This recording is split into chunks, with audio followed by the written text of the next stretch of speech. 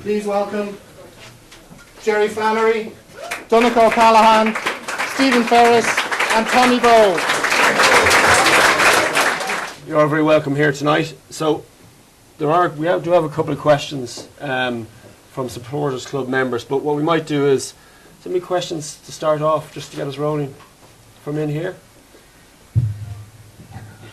Perfect. Great. How could you possibly improve the Masters 1 and 2 success?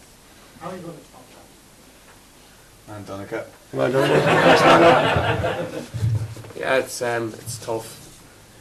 I suppose that's the level you try to get to every year, though, and it's consistently backing it up is the thing for to be remembered as a great team. I think we look to do that with our provinces and our clubs, and once you get a taste of success for stuff like that, you want to go back there, and just to lift it gave the country, and to be fair, it shot us as a team and individuals kind of to a little bit of fame for a bit of a while in tough times. So it's good to kind of, not you Tommy, you made a goal to yourself.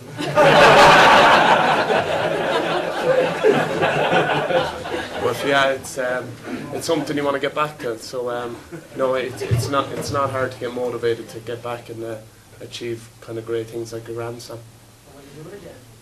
Yeah, it won't be from the lack of trying. Yeah. No. Any others? Hey!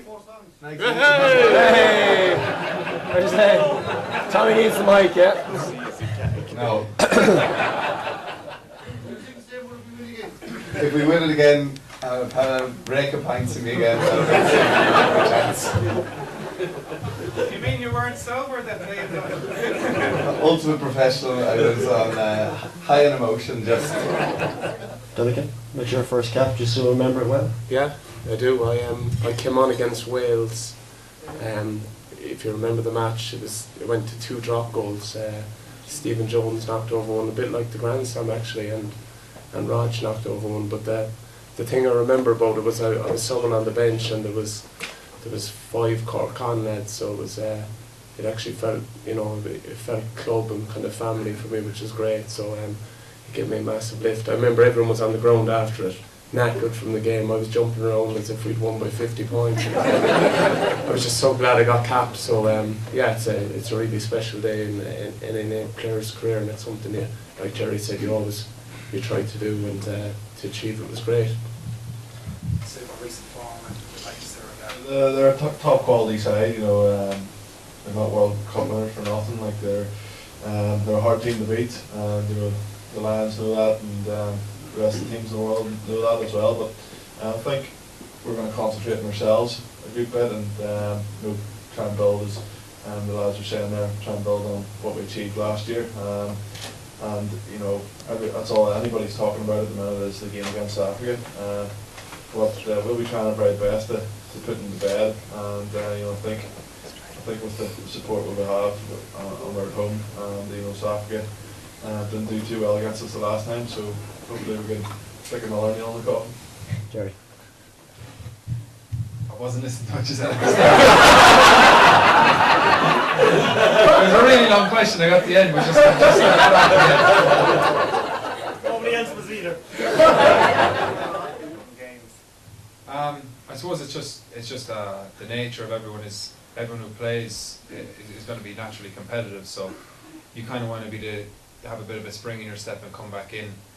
And there's a small bit of slagging when you're coming back in, but no one rubs it in anyone's face. Like I suppose you realise that it's a fine line between winning and losing a lot. Like I suppose Munster were lucky enough to beat Ulster at the weekend, but then we got spanked by Leinster. But you naturally want to come in as the top dogs. It can't always be like that, but it's important that you shout at them when you get into Irish camp and everyone just starts sort of pulling in the same direction. Question from Edward Halley. We probably asked just Donnacha and Tommy. How do you prepare for a game? Are there any little rituals that you go through? No, Dunners is the man for the rituals, I think. Yeah. For me, I just like to, the day of a game, I like to just relax, take it easy. I mean, go for a bit of food with a few friends if I'm at home, or maybe just go for a coffee with a couple of guys. Don't get too wound up. I just it's quite an easy pre-game ritual for me now compared to some people. We'll give you half an hour, Dunners. Yeah. Get cozy. Yeah, I do all the complete opposites of Tommy. I get wound up. I've loads of little things that I like to do. I don't think that I'm superstitious, but I like to kind of be a bit organised, and I have a few superstitions, I suppose. I like to wear new socks. I like to say a few I like to pray, a few things like that. I like to have towels there so my feet don't get little bits of dirt in them and stuff like that. Yeah, I've loads of them, and it's funny, to be fair, the lads kind of give me a bit of space. The lads either side, like Hayes and Paulie, know that I probably need a little bit of time, and they head off for rubs and stuff like that. So it's but I think I read a thing about Redgrave saying the rower saying superstitions hold you back, and I totally agree with it.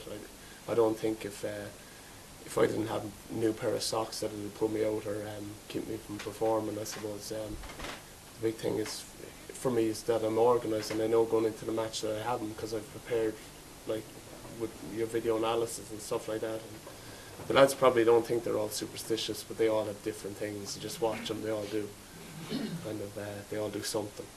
Okay, that rounds up the question and answers part this evening.